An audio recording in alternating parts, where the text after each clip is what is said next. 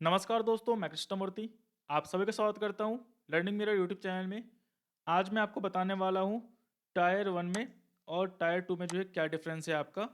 ये बहुत कॉमन सवाल है, सर एनपीएस टायर 1 किसके लिए बनाया गया है और एनपीएस टायर 2 जो है किसके लिए बनाया गया है, इसके बारे में जानकारी दें।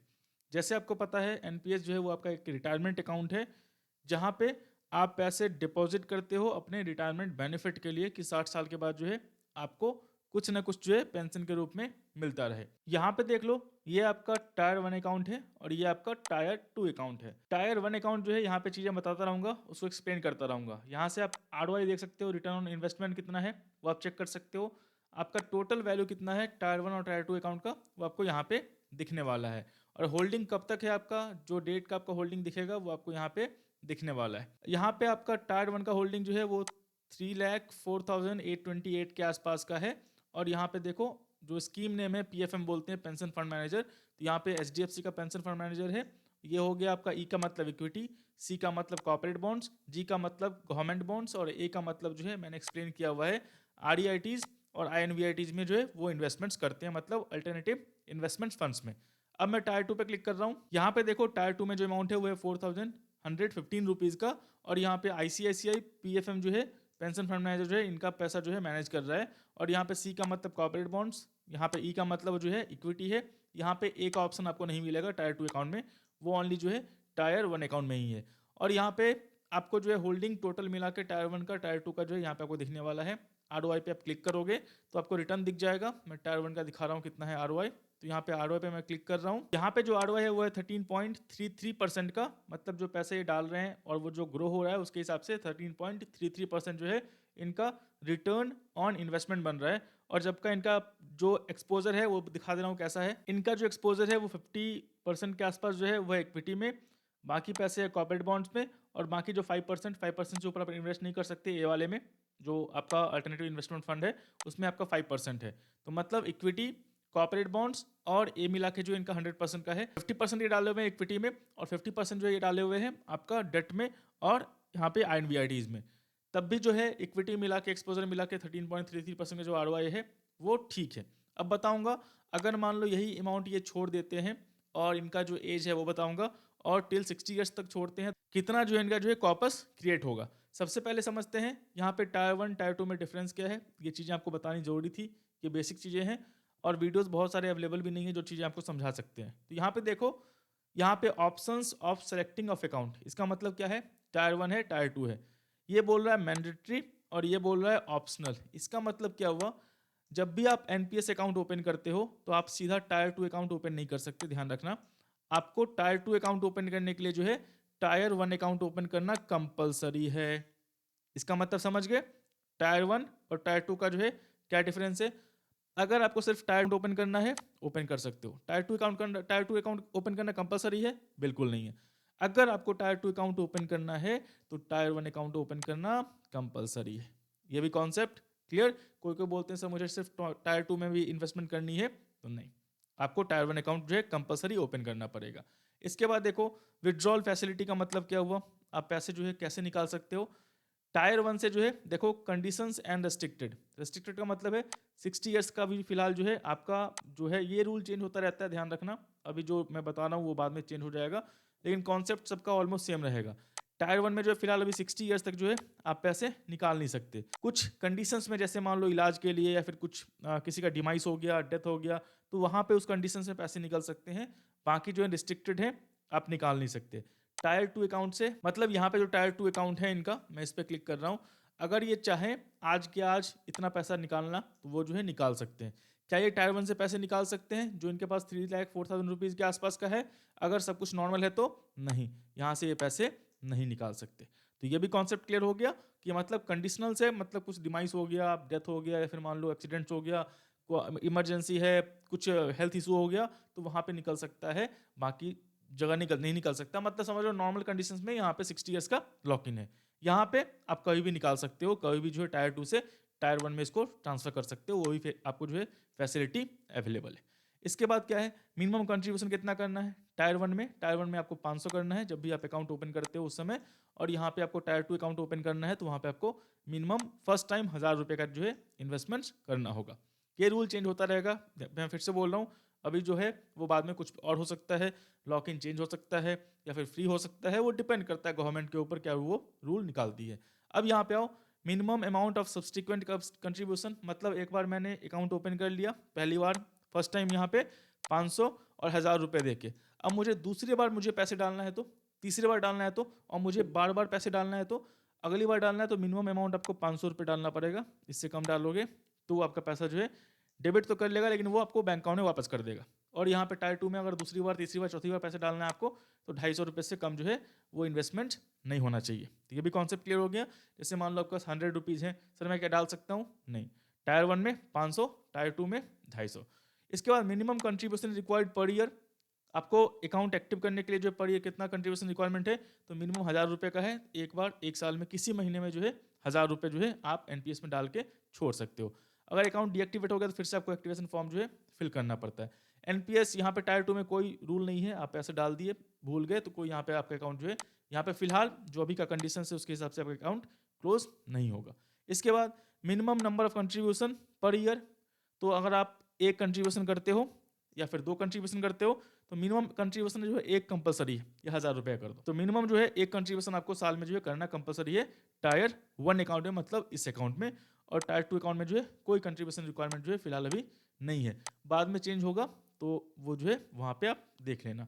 फ्रिक्वेंसी ऑफ कंट्रीब्यूशन परमिटेड, यहाँ पे कितनी बार आपके पैसे डाल सकते हो टायर 1 अकाउंट में, टायर 2 अकाउंट में कितनी बार भी डाल सकते हो आप, इसका कोई रेस्ट्रिक्शंस नहीं है। 500 से 1000 से 5000, 10,000, 10 लाख जो भी डालना है डाल सकते हो। बस एक चीज़ ध्यान रखना, जो पैसे आप पुट करोगे वो 60 ईयर से पहले नहीं निकलने वाले टायर 1 अकाउंट में, लेकिन टायर 2 अकाउंट में आप कभी भी निकाल सकते हो, तो वो जो है आपके ऊपर डिपेंड करता है। सबसे बड़ा जो सवाल है, सर टैक्स बेनिफिट कहाँ मिलता है? टैक्स बेनिफिट कहाँ मिलेगा आपके हिसाब से? कहाँ मिलना चाहिए? जहाँ मैं पैसे कहीं भी निकाल सकता हूँ वहाँ, या जहाँ मैं पैसे नहीं निकाल सकता वहाँ पे? तो जाहिर सी बात है, जहाँ आप पैसे नहीं निकाल सकते कंडीशन से निकालने में, वहाँ आपको टैक्स बेनिफिट मिलेगा। टायर 2 में कितना भी इन्वेस्टमेंट कर दो कोई टैक्स बेनिफिट नहीं मिलेगा। इसने जो इन्वेस्टमेंट किया हुआ है 3,04,000 रुपीज़ तक का, इसको टैक्स बेनिफिट मिलने वाला है क्योंकि ये टायर 1 में है। टायर 2 में जो इन्वेस्टमेंट है 4,115 रुपीज़ तक का, इसका जो है कोई टैक्स बेनिफिट नहीं मिलने वाला क्योंकि ये कहीं भी डाल सकता है, कहीं भी निकाल सकता है।